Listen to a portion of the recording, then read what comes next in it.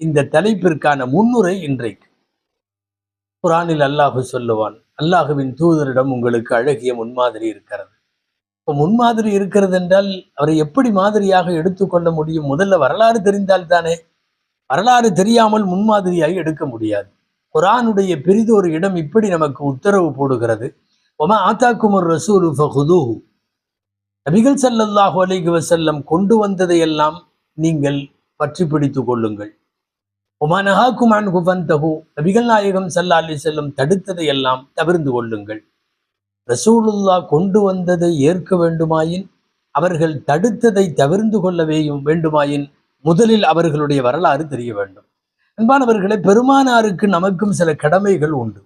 ஒன்று, நபிகளாரை ஈமான் கொள்ள வேண்டும் ஸல்லல்லாஹு அலைஹி வஸல்லம். நபிகள் ஸல்லல்லாஹு அலைஹி வஸல்லத்தை உலகத்தில் இருக்கிற எல்லோரையும் விட நேசிக்க வேண்டும். பெருமானார் ஸல்லல்லாஹு அலைஹி வஸல்லமுக்கு கண்ணியம் தர வேண்டும். பெருமானார் ஸல்லல்லாஹு அலைஹி வஸல்லத்தினுடைய சுன்னாக்களை, வழிமுறைகளை பின்பற்ற வேண்டும்.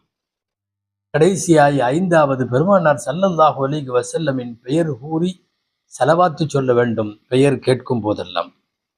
இந்த 5 விஷயத்தையும் செய்யணும்னா முதல்ல வரலாறு தெரியணும்.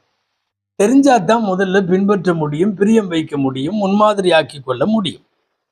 இந்த 5 விஷயங்களுக்காகத்தான் இந்த வரலாற்றை தெரிவது கட்டாயமாகிறது.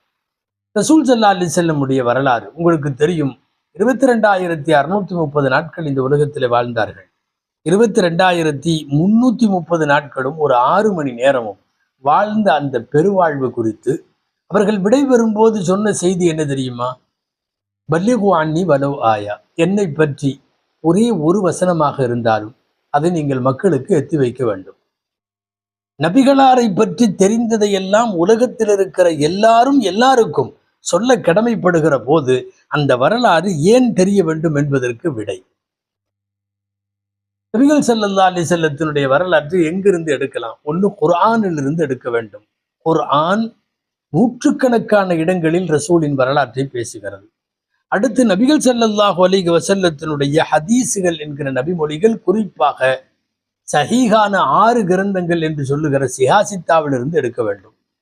அடுத்து, பெருமானாருடைய வரலாற்றை கண்ணால் கண்டு, காதால் கேட்டு, நேரிலே அனுபவித்து, உள்ளூரிலும் வெளியூரிலும் உடனிருந்து ரசூலுல்லாஹுவோடு உடன்பட்ட சஹாபா பெருமக்கள் என்கிற முதல் தலைமுறை தோழர்கள், அவர்களிடமிருந்து பெருமானார் வரலாற்றை கேட்க வேண்டும்.